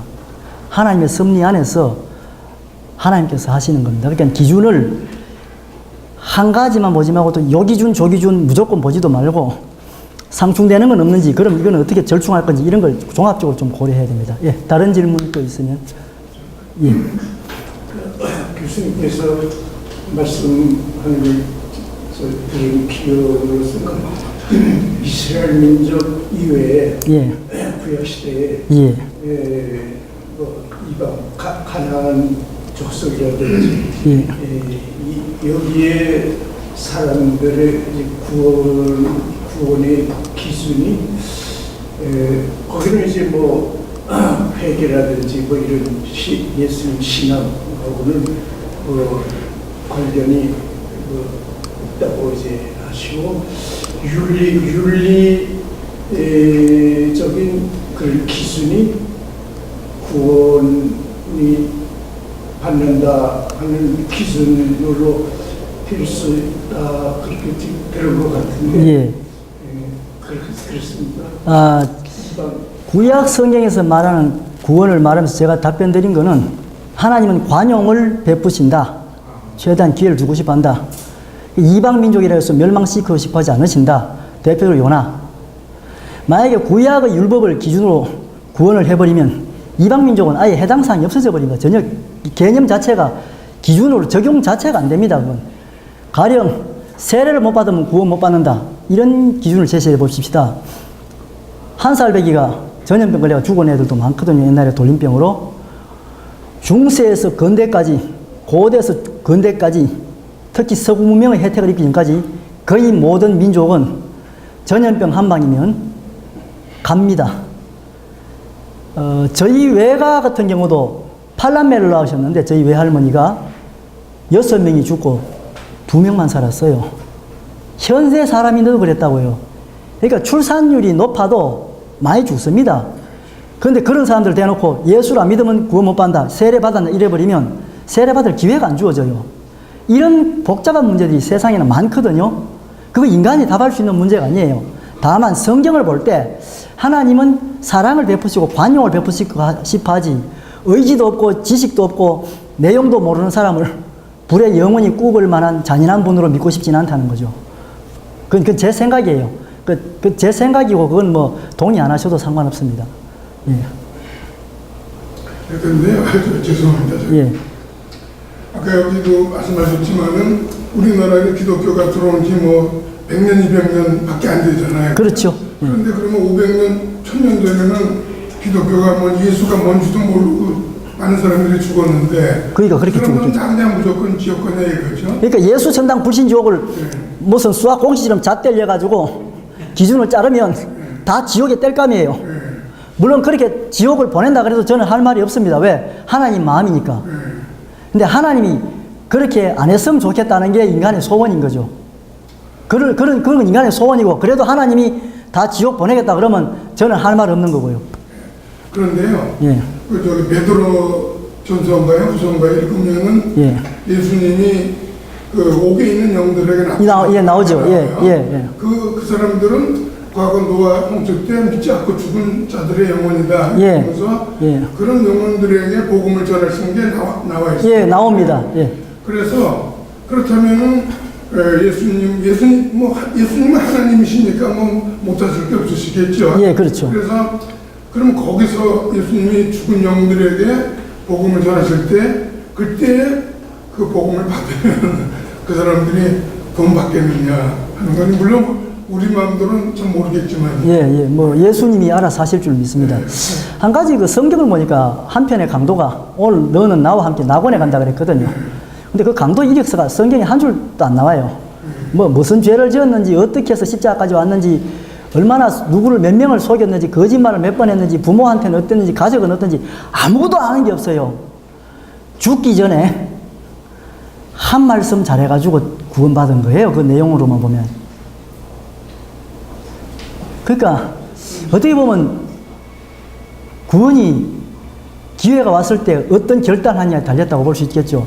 그때 악한 생각을 하거나 좀 잘못 판단하면 그 사람은 낙원에 못 갔을 거예요, 그날. 근데 그날 생각을 잘한 거예요. 그게 성령의 감동이겠지만 어떻게 보면 뭐 그걸 예정론인지 모르겠는데 하나님이 예정해서 그런 말을 했는지 아니면 성령의 감동인지 사람이 본래 양심이 착했는데 억울하게 달린 사람인지 아무런 설명이 없어요. 근데 죽기 전에 말을 잘한 거예요. 그래서 낙원에 갔죠. 근데 굉장히 똑똑한 율법가가 말을 잘못해가지고 엄청 고민스럽게 돌아간 사례도 있어요. 성경엔 그런 사례가 나옵니다. 예. 그런데 말씀입니다. 예. 그 사도행전에서도 시편을 이용해가지고 예. 그 다윗에 관한 기록이 나오잖아요. 예. 다윗이 아직 하늘에 올라가지 못했다고 그랬던 예, 저도 그게 궁금했어요. 예, 그런데 우리는 과거에 예수 잘 믿은 사람들은 지금 다 천국에 가 있는 것처럼 그렇게 표현들을 한다는 말이에요. 이게 자꾸 아주 상당히 애매한. 근데 그러니까는 어떤 면에서는요, 천국과 지옥은 아직 만들어진 게 아니다. 아직 요한계시록을 우리가 보면은 요 천국과 지옥은 마지막 끝에 무공세대 아닙니까? 예, 그런 것도 있는데 천국과 지옥이 성경대로 지금도 있죠. 고대에도 있었죠. 왜냐하면 천국에 가 있다고 하니까. 천국에 나사로가 갔다고 비유지만 썼잖아요. 그러니까 전혀 없는 걸 있다고 말 못하죠. 지옥도 뭐 그러면 뭐 몇만 년 뒤에 만들 거면 뭐 몇만 년 뒤에 온다고 말해주면 되지. 그 당시에 있는 것처럼 말할 필요 없거든요. 그러니까 예수님 시대에도 그런 공간적 개념이 나와요. 그 또 다시 요한계시록에 또 만든다. 그 또 만들고 말고는 나는 모르겠고 성경에 정언한 바에 의하면 예수님 시대 천국과 지옥이 많이 나오죠. 그런데 이제 그 요한복음 14장에서도 예수님이 내가 이제 가서 너희들을 위해 처소를 예비하고 그렇죠. 다시 와서 너희를 데리러 오겠다. 그렇게 돼 있죠. 예. 근데 아직 예수님은 아직 안 오셨잖아요. 그러면은 아직 천국이 아직 예비되지 않았다는 거 아닙니까? 성경을 해석할 때 상당히 어려운 게요. 물리적 시간을 적용하는 겁니다. 물리적 시간 개념과 언어 철학적 개념과 과학적 개념을 들이대는 순간 성경은 보이지 않습니다. 그 제가 최근에 논문 하나 썼는데 그 제목이 비트겐슈타인의 부활관, 비트겐슈타인의 언어 철학을 통해 본 부활관이거든요. 그 주장하는 게 뭐냐면 신학자들이 자꾸 패러다임을 적용하는 거예요. 어떤 성경 진술 해석할 때 거기에는 자연과학, 표준예, 그 다음에 뭐 환원 관응성 공리, 통계적 사고, 실험적 사고 이런 걸 자꾸 염두에 둬서 신학적 진술을 대입했다 봤단 말이에요. 역사적 사고 이런 거. 근데 그게 성경의 언어에 적합하냐 할 때 그거는 성경을 풀이하는데 정확한 해석의 도구가 될 수 없다고 제가 결론을 낸 거죠. 성경은 그런 식의 언어 철학으로 설명될 만한 거 아니고 그 성경은 그리고 시간만 해도 두 개로 나와요. 크로노스와 카이로스로 나오는데 크로노스는 일상적인 우리가 시간을 쓰는 때예요. 근데 카이로스는 특별한 때예요. 물리적 시간이 아니에요. 하나님의 특별한 어떤 그 섭리 시간을 말하는데 신약 성경에 보면 카이로스가 많이 있어요. 예, 그런 좀 하나님 나라 관계에서는 크로노스 개념보다 카이로스 개념이 많다. 저기 허 교수님 계시는지 모르겠는데 이제 진화론하고 과학 연구하면 이제 신학자들 실력 없다고 무식하다 하겠지만 뭐 이제 아시는 바대로 저는 과학은 많이 무식합니다. 그래서 과학적으로 질문하면 저는 과학적으로 답을 못합니다. 예. 근데 이제 그 사도 바울은 자는 자들이라고 이렇게 표현했잖아요. 그렇죠? 예. 예. 또 예수님도 나사로가 죽었을 때 예. 잔다고 이렇게 표현하셨고, 예. 그래서 이제 마지막 심판 때에도 살아남은 자들이 예. 자는 자들보다 낫지 못하리라. 먼저 자는 자들이 살아남은 자보다 예. 못하지 아니하리라. 예. 그런 말씀하셨단 말이에요. 예. 이제 그런 게 좀 참 이게 저도 우리가 우리 교회에서 제가 우리 주의 형제들하고 이런 걸 논란이 많이 대상이 되고 있어요. 그러면은 이거를 해결해 줄 제가 없어요. 참 마음으로 성경으로 답하겠습니다. 바울께서 말씀하시기를 지금은 거울을 보는 같이 힘이 하나. 요즘 거울은 잘 보이죠? 예, 옛날 거울은 잘 안 보여요. 금속처럼 뭐 동것처럼 그래 요즘 같이 유리가 아니기 때문에 안 보입니다. 거울이. 그 정말 희미했던가 봐요. 지금은 거울처럼 보는 같이 힘이 하나. 그때는 얼굴과 얼굴을 대하고 보리니 아주 확실해집니다. 그러니까 뭐 조급해할 필요가 없을 것 같습니다. 그때가 되면 다 알게 될 겁니다. 지금보다 훨씬 많이 알아질 테니까 그냥 바울께서 말씀하신 대로 묵묵히 인내하면서 경주를 잘하면 좋을 것 같습니다. 다른 분도 혹시 질문 있으시면. 좀 전에 얘기하신 그 책 이름이 뭡니까? 무슨 그 책 만드셨다는. 지금 책 안 나왔어요. 논문 투고하려고 지금 아까 그 피드백 성경의 시간적 해석이나 그거에 관한 책 얘기 잠깐 하셨잖아요. 논문. 제가 논문 하나 썼다 그랬죠, 최근에. 논문 예. 책이 나온 게 아니에요. 예. 그 이야기입니다. 저기 제가 물어보고요. 예. 이제 나는 이런 것을 가정했어요. 예. 자살자가 요즘 많이 하는 게 생기니까. 예. 자살은 하나님이 우리에게 생명을 주셨는데 예. 생명을 자기가 하나님이 걷어가는 게 아니라 예. 자기가 자기를 자해해서 예. 하나님이 섭리하고 다스려야 할 거를 자기가 다스린다. 그래서 예. 생명의 그 주권을 하나님께 돌리지 않고 예. 자기가 가져왔기 때문에 자살의 사건을 통해서 예. 그건 죄다. 예. 죄이기 때문에 예전에는 그 중세 시대나 고대 시대는 예. 자살한 사람들은 죄를 졌다 해가지고 죄인 취급해가지고 예. 죽은 시체를 질질 끌고 다니기도 하고 예. 사목하게 시체의 성령을 취급했어요. 그런 사람들은 구원하지 않는다. 죄인이기 때문에 그런 과거에 그런 그 교회 역사가 있었습니다. 예. 그걸 발제를 통해서 이 자살을 이 복음학 쪽에서 볼 때 예. 기독교인들 자살을 나가야 될 텐데 예. 이 자살이라고 하는 것이 구원의 문제에 이르러서 하나님의 손이다. 하나님만 하신다. 우리는 모른다. 그럴 수밖에 없어요. 우리가 구원하시는 주체가 하나님이니까 구원하지 못하는 우리가 저 사람이 구원받는지 안 받는지 모르는 거예요. 구원하는 건 아니까 원칙적으로 맞다고 보는데 우리가 이 기독교 신학자로서 또 목회자로서 복음을 선포해 나갈 때 또 자살을 우리가 막아야 될 텐데 자살을 막겠어. 자살하면 죄다.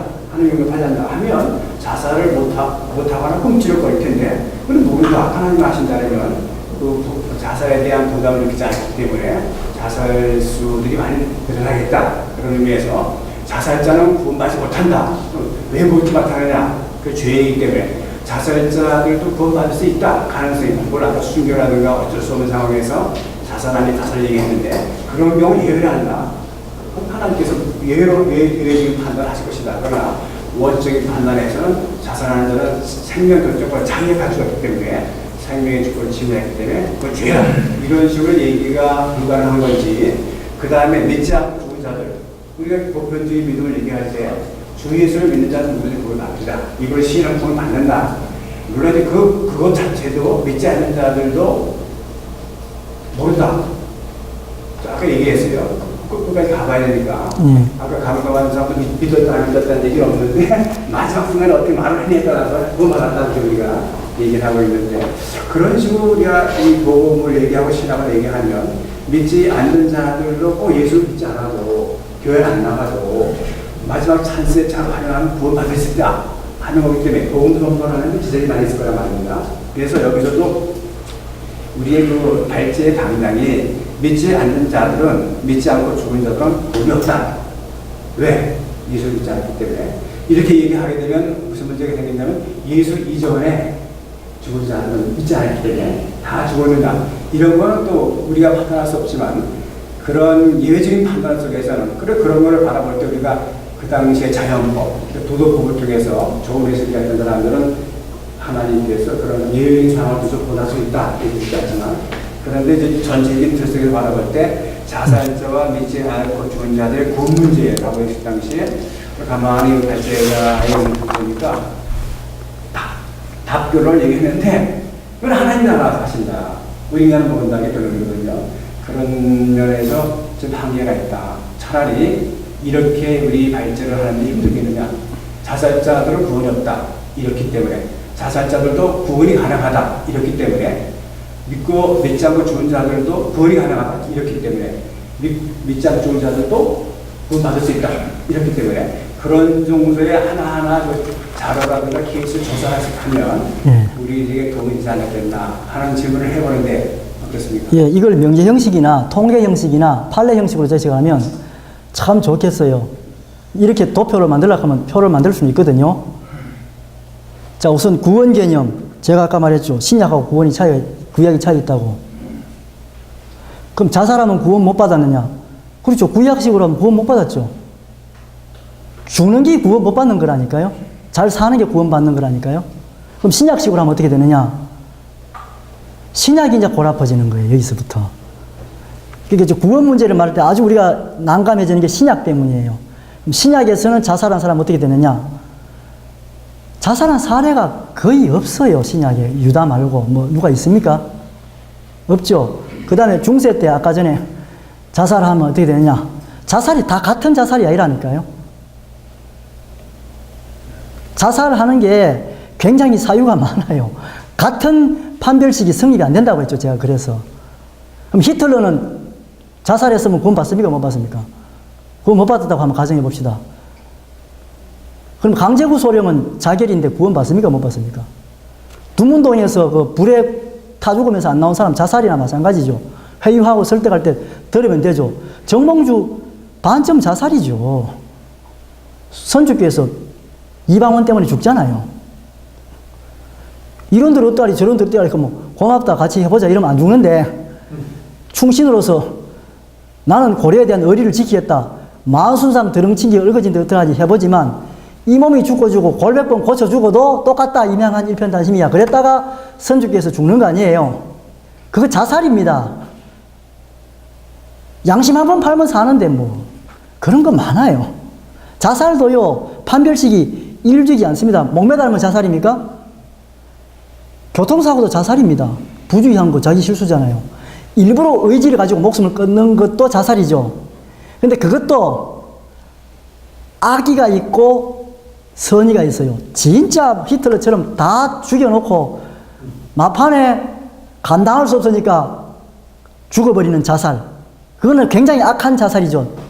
재판을 받고 죄질을 조금이라도 좀 신문당하고 손가락질도 좀 하고 침도 좀 뱉고 실컷 두드리 맞고 죄값을 조금이라도 더 치르고 난 뒤에 죽어야 될 사람인데 자기 손으로 건네붙잖아요. 이런 자살은 죄질이 나빠요. 그런데 자살도 다양하잖아요. 어머니가 아기를 살리기 위해서 이 아이 받아주세요. 저부터 말고 아기부터. 자살이잖아. 애는 내버리고 내버터 이러면 애를 죽이는 타살이 되겠죠. 그러니까 이 자살이 판별식이 안 나옵니다. 이게 뭐 저기 수학에서 보던 명제처럼 이렇게 기호 이어가지고 딱 내면 답 나오는 그런 식이면 쉬운데 인생은 그런 답이 없어요. 그렇습니다. 예. 예. 그러면 그 연장선에서 질문이 갈 것 같은데요. 예. 뭐 이순신이라든가 예. 뭐 조선시대 뭐 복음이 들어오기 전에 예. 뭐 죽은 사람들 예. 그런 구원의 문제인데 그 요한복음 예. 5장 28절에서 29절 보면은 예. 이를 놀랍게 여기지 말라. 무덤 속에 있는 자가 다 그의 음성을 들을 때가 오나니 예. 선한 일을 행한 자는 생명의 부활로 예. 악한 일을 행한 자는 심판의 부활로 나오리라. 예. 이런 말씀이 있습니다. 예. 그러면은 그 자기들의 행위에 따라 예. 그 구원받을 수 있는 그런 이 말씀이 되는 겁니다. 그러니까 이순신이 선한 사람입니까? 악한 사람입니까? 이순신은 많은 살인을 했어요. 답이 안 나오죠. 우리나라에서는 영웅이죠. 일본에서는 철천지 원수죠. 선악이라는 기준이 굉장히 어렵습니다. 지금 여기 있는 A라는 목사님은 선한 사람입니까? 나쁜 사람입니까? 물어보면요. 아들이 말하는 아빠, 밖에서 말하는 아빠, 교회에서 보는 목사, 위에서 보는 사람, 옆에서 보는 사람 다 달라요. 뭐가 선한지 몰라요. 또 그 연령대에 다 달라요. 여기 성자 같은 목사님이 계시는데 젊을 때는 패싸움하는 문제였을지도 모릅니다. 여러분 그런 이야기 들어보세요. 칼바르트가 학창시절에 문제아였다는 말. 그러면 칼바르트를 10대 때 행동으로 기준으로 평가할 거예요? 60대 때 기준으로 평가할 거예요? 40대 때 기준으로 평가할 거예요? 30대 때 행동으로 평가할 거예요? 선하다는 기준을 몇 살에 재냐에 따라 달라요, 사람이. 어느 시간, 어느 공간, 어느 관점, 어느 퍼스펙티브에 따라 해석이 다 달라집니다. 노벨상을 받은 자연과학자가 훌륭한 선인입니까? 인류에 공헌했습니까? 실험실에서 고문당한 쥐들한테 물어보세요. 그 사람같이 잔인한 악마가 없어요. 선악이라는 게요, 간단하지 않습니다. 예, 이렇게 답하겠습니다. 그래서 부활도 우리가 뭐 한다니까? 제가 말했잖아요. 예수님은 워낙 훌륭하시고 신이시기 때문에 할 수 있지만 인간은 재판을 못 한다고 그걸 가지고. 예, 또 다른 질문 받겠습니다. 예. 제 질문이 아니라 예. 아까 전에 교수님이 예. 자살과 관련해서 질문을 하셨는데 예. 그 질문을 우리 강사님이 약간 혼동을 하신 것 같아요. 예, 맞아요. 질문이 여러 개다 보니까 예. 답을 다 못했습니다. 저는 이제 교수님 질문을 그렇게 얘기를 했거든요. 예. 이제 자살의 원인이 다양하고 예. 그리고 또 그 자살한 사람에 대한 그 뭐랄까 선교적 차원에서 예. 그래, 자살은 죄다라고 예. 쉽게 단정하지 않고 예. 그건 하나님의 판단의 문제이고 예. 우리는 한 영혼을 이렇게 선교적 차원에서 예. 그 한 영혼이라도 예. 구원을 인도하기 위해서 예. 자살의 그 문제를 쉽게 단정하지 말자 예. 하는 차원도 10분 우리가 공감하고 예, 맞습니다. 저 또한 그런 방식으로 예. 자살의 문제를 이제 얘기를 합니다. 예. 근데 또 동시에 또 딜레마가 있거든요. 예. 이제 목회자로서 이 사회에서 자살을 막을 수 있는 예. 자살이 계속 확산되는 이것을 예. 좀 막는 차원에서의 또 접근도 필요한 것 같아요. 예, 필요합니다. 그래서 이제 목사가 이제 그 부분을 생각하면 쉽게 또 자살은 하나님이 주신 생명을 주는 거기 때문에 자살하지 맙시다라고 이제 예, 그렇게 말할 수 있습니다. 또 예. 오해를 일으키면 예. 그러면 자기 생명을 함부로 한 사람이기 때문에 예. 모든 자살한 사람은 결국 죄이다. 예. 이게 쉽게 이렇게 또 해석이 되거든요. 예, 되죠. 그 양쪽의 딜레마가 있는 것 같아요. 예. 그러니까 예. 목사님 입장에서는 이 예. 부분을 자살은 죄가 맞죠. 어떻게 생각하시죠? 예, 죄가 맞습니다. 자살은 죄다. 3단 논법으로 쓸 수 있습니다. 성경은 살인하지 말라 그랬다. 자살은 자기 몸을 자기가 죽이는 것이다. 고로 자살은 죄다. 율법을 어겼고 계명을 어겼다. 자살은 죄다. 맞아요. 그렇게 하면 됩니다. 자살 죄 맞죠? 하지 말아야죠. 자살을 지지하는 게 아니라 저는 자살을 반대하는 사람입니다. 그런데 제가 옛날에 장례식 집례 때 따라갔더니 권사님이 나를 찾는 거예요. 어디 갔는데 턱 울면서 경찰서라는 거예요. 서울에 돈 벌러 간 아들이 시신이 돼서 돌아왔는데 뭣도 모르고 갔는데 그 금시관이 말해준데 목매고 갔다는 거예요. 그럼 이거 어떻게 답을 해야 돼요? 얼마나 고달팠으면 제가 내한테 말 한마디 안 하고 얼마 전에 안 그래도 우리 집에 왔다 갔는데 녀석이 말이라도 좀 하고 가지. 아무 말도 안 하고 혼자 고뇌를 감내하다가 왜 혼자 가버렸나는 거예요. 그러면서 막 퍽퍽 우는데 뭐라고 말을 해야 될지 아주 난감했어요. 그래서 말을 안 하고 가만히 있다가 그 신방해가지고 뭐 설교는 뭐라고 했는데 딴 걸 안 하고 제가 사비를 틀어서 보약을 한 재 지어가지고 갔어요. 거기까지밖에 못하겠더라고. 그 영혼에 대해서 뭐 저 사람이 주일 성수했느냐 11조 지켰느냐 너 예수 안 믿을 때 알아봤다 엄마 말 안 들을 때 알아봤다 그래 왜 어긋나느냐 이런 말을 못하겠더라고요. 옛날에 다른 직장 주겠다는데 뭐 잘났다고 벤치했느냐 인간적으로는 다 그런 말 나올 수 있죠. 근데 그런 말을 한마디도 안 했어요. 묵묵히 같이 우려주다가 어떤 장로님하고 죽 써가지고 드시라고 하고 그 다음에 마음이 어찌나 딱한지 그냥 제 돈 들어가 보약지 주고 뭐 그렇게밖에 못했어요. 그리고 장례식 저는 그때 부목사인데 장례식 집는 담임 목사님이었는데 그 발인하기 전에 기도를 하는데 이렇게 했던 것 같아요. 정확하게 내가 못 외우는데 내용이 그랬어요. 하나님 아버지 누구누구 아무개가 갑니다. 이제 보내줘야 됩니다. 무슨 이유인지 어떤 일이 벌어졌는지 알지는 못하나 그의 선택이 저거였습니다. 주님 손에 맡깁니다. 이러고 그냥 보내줬어요. 그럼 뭐 어떻게 말해야 돼요? 그러고는 화장해가 가져온 뼈가루를 이렇게 산에 뿌려줬죠. 그럼 물어봅시다. 기독교인이 화장해야 돼요? 화장은 불교 예식이에요. 그거 죄 아니에요? 왜 기독교인들이 제 장례식 할 때 유교식으로 합니까, 그러면? 성경대로 하지. 염하고 뭐하고 뭐 똥똥 사는 거, 처매는 거, 뭐 모든 게 다 유교식이에요. 꼭 뭐 추도 예배만 한다고 그게 기독교식 아니에요. 절차가 처음부터까지 다 유교식으로 해놓고 뭐 신방 한번 했다고 유교식이 됩니까? 기왕이면 그것도 성경대로 하면 좋아요, 그러면. 그렇죠. 그런 것들 많아요. 화장 불교식이죠. 어떻습니까?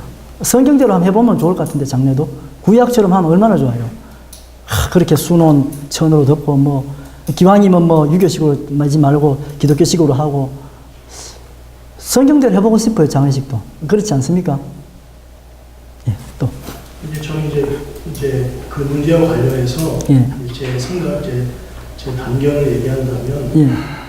목사는 설교나 교육 중에 예. 어떠한 형태건 예. 자살도 죄이다라는 말을 해야죠. 쉽게 하지 말아야 된다고 생각합니다. 아. 오히려 예. 생명의 가치, 예. 생명은 존귀하다. 예. 그리고 생명의 희망을 이제 역설적으로 예. 얘기하고 강조하는 예. 그런 설교와 교육을 해야 된다고 생각이 되고, 예. 다만 이 사회 속에서 예. 스스로 자살로 몰아가는 그런 사회적인 문제들, 예. 사회적 현상에 대해서 예. 교회가 그 문제를 신앙적인 것, 또 사회적인 것, 그 문제를 막는데 행동해야 된다는 그런 가르침을 목사가 전하는 것이 그 조금 전에 얘기한 그 두 딜레마의 이제 뭐랄까, 이게 뭐 답은 아니지만 두 딜레마의 그 균형선을 지키는 최선이 아닐까. 예. 목사님의 의견을 존중합니다. 성경적으로 그걸 생각하고 성경적으로 처신한다는 게 예. 쉬운 것 같지만 사실 어렵거든요. 아, 매우 어렵습니다. 오전 중에 그 장례식, 아까 우리가 시신을 예. 기독교의 시신이 그 화장하는 것이 이렇게 유교식이지 어떻게 기독교식이냐? 예, 불교식 화장. 불교식이냐? 어쨌든 간에 그런 것 자체도 예수께서도 그 무덤에 가실 때 베옷을 넘겨서 가셨단 말이에요. 예. 일종의 그 시대의 유대인의 염인지 모르지만 예. 그런 목회자들이 많이 와 계셔서 그런 것 같은데 예. 특히 목회자들이 이제 교회들이 장례식을 지킬 때 예. 내가 한 2주 전에 들은 얘기인데 아예 혼났다는 거예요. 자기 교회 가운데 친척이 돌아가셔가지고 목사님한테 장례식에 집전하셔가지고 가서 얘기를 하다가 그래 조심해야 돼. 그 장례 자체를 말하지 말고 그 유가족을 중심으로 얘기했을 텐데 그 돌아가신 분이 아마 설교 중에 아마 하나님 나라에 갔을 거라고 예. 얘기를 했답니다. 예. 그랬더니 그 다음 달 주일날 교회 와가지고 목사님 어떻게 믿지도 않은 사람이 천국에 갔다고 하셨습니까? 근데 그 한 사람 믿었는데 믿지 않는 가족이 돌아가셔가지고 장례식을 목사님부터 했는데 그 장례를 치고 나니 그 다음 주일날 교회에 와가지고 예. 목사님이 짜증나는 거예요. 예. 믿지 않는 사람이 어떻게 천국에 갔다고 얘기하느냐? 예. 그래가지고 그 자리에 가서 지옥 갔다 오라 그랬습니까? 아무 말을 하지 마셔야지 왜 천국 갔다고 얘기합니까? 가지고 돌아다니고 걸렸다고 그래요. 예. 또 하나는 자살자입니다. 예. 자살한 사람이 이제 장례식을 하게 됐어요. 예. 네. 그러니까 이제 자살한 사람이 있는데 참 이거 천국 갔다 구원받았다 말았다 할 수 없어가지고 지혜가 생각나길래 이 사람은 병으로 돌아가셨습니다. 이렇게 얘기를 했다고 해요. 예. 왜 그렇게 얘기했냐면 자살을 하기까지 많은 그 신경통과 우울증이 있어서 이 사람 우울증 돌아간 거다. 그러니까 자살로 돌아갔다는 얘기를 하면 거기 있는 모든 장례식에 참석한 사람들과 그 가족들이 지구물에도 있으면 들어가려고 하는 겁니다. 그러니까 자살하는 걸 죄스럽게 여기는 거죠. 그런 의미에서 지금 얘기하신 이 자살자의 구원 문제, 믿지 않는 자의 구원 문제는 장례식을 대할 때 상당히 신학적으로 목회적으로 단단하게 훈련하고 준비하지 않으면 그와 같은 실수들을 많이 범할 수 있을 것이다. 그렇게 얘기 좀 드리고 싶네요. 예. 고맙습니다. 예, 이거는 제 질문이 아니라 예. 우리 목사님이 강의 중에 예. 이제 구원 문제 얘기할 때 이제 하나님과 예수님 마음이다. 그렇죠. 어찌 보면 좀 유머러스하게 말씀하셨는데 예. 여기서는 뭐 가벼운 문제이지만 예. 사실은 예수님의 복음이 예. 들어가기 전에 그 사람들이 구원 받았느냐 안 받느냐의 그 질문은 예. 사실 그 믿음이 없는 사람들의 질문이거든요. 예. 그런 사람들에게 혹시 목사님이 아니면 또 목사님으로부터 이제 그런 뭐 교육을 받은 성도가 쉽게 예수님 마음, 하나님 마음이다 한다면 불신자들에게는 그게 전혀 다르게 오해로 들리지 않을까. 우리는 이제 하나님의 절대 주권을 신앙하는 사람이기 때문에 그러한 말을 충분히 이제 받아들일 수 있지만 불신자들의 입장에서는 그 언어가 예, 그렇습니다. 오히려 그런 표현보다는 하나님께서 진리와 공의로 심판하신다, 판단하신다 하는 그런 표현이 좀 더 적절하지 않을까. 예. 그거 맞습니다. 목양적으로는 최대한 회심을 쓰게 되고 죽기 전에 계산할 것은 계산하고 가라고 해야 됩니다. 웨스트민스터 예배 모금에 보면 어떻게 돼 있냐면 죽기 전에 임종 신방이 있어요. 우리는 뭐 임종 성사는 없어요. 그러나 임종을 할 때 이렇게 권면하라고 돼 있어요. 예배 모금에 빚이 있거나 화해하지 못했거나 사과할 일이 남았거나 계산할 일이 있으면 죽기 전에 해결하십시오라고 권하라고 돼 있어요. 그리고 최대한 죽기 전에 회개할 기회를 권면하라고 돼 있어요. 칼빈의 제네바 교회 법령에도 보면 그 신방 문제가 나와요. 그리고 장례 문제 같은 거 여기저기 보면 개혁교회나 뭐 칼빈 시대 그거 매뉴얼이 있어요. 제가 이게 다 외우지를 못하는데 그걸 읽어보면 참 좋아요. 왜냐하면 그 시대 칼빈 시대나 정통주의 시대에 사람들이 실질적으로 이런 문제에 부딪혔어요. 죽기 전에 어떻게 되느냐? 저 사람 평생 뭐 마음에 안 들게 살았는데 목사 마음에 안 들면 그 죄인이잖아요. 그런데 그럼 신방을 해야 된단 말이에요. 이런 문제들을 사실은 개혁교회 예배지침서나 모범들이나 경률들이 다 나오는데 요즘 우리나라가 너무 칼바르트를 좋아해가지고 그런 문서들을 번역을 안 해요. 제가 최근에 존 녹스의 기도문도 작년에 번역했고 웨스트민스터 교회 정치도 번역했는데 출판하려고 그러니까 돈 내놔라 그래가지고 저 출판 못하고 있어요. 실제로요 예배 모범 같은 거요 영어판으로 정밀하게 읽어보면 그런 문제가 나와요. 장래에 임하는 태도가 목회자로서 어떻게 해야 되느냐. 또 죽음을 앞둔 사람을 신방하거나 그 왜 칼빈이 그 장래에 대해서 글을 썼겠어요? 교회 법령에 나옵니다. 그거다. 그것만 잘 해석하고 응용을 해도 신앙에 굉장히 도움되는데 오늘날의 신학자들이 현대 신학자를 너무 좋아해가지고 고대 신학자들이 이런 문제를 고민 안 했는 줄 알면 큰 착각입니다. 삶이나 죽음의 문제는 옛날 사람이나 지금 사람이나 다 가지고 있는 문제입니다. 오히려 몇백 년 전의 사람들이 우리보다 이런 문제를 더 고민 잘했을 수도 있습니다. 그런데 너무 자연과학 패러다임, 뭐 예술적 패러다임, 위대하신 뭐 어려운 관념적 기술들, 뭐 하이데거니, 뭐 비트겐슈타인이니, 혹은 뭐 자기 굉장히 어려운 뭐 화이트헤드니, 이런 걸 하다 보니 답이 안 나오죠. 16세기, 17세기에 이런 문제들 답을 해줄 만한 교리, 문답이나 예배 모범이나 가정지시형들, 제 소원인데, 하긴 하나 출판되긴 했어요. 그런데 좀 더 정밀하게 웨스트민스터 예배 모범과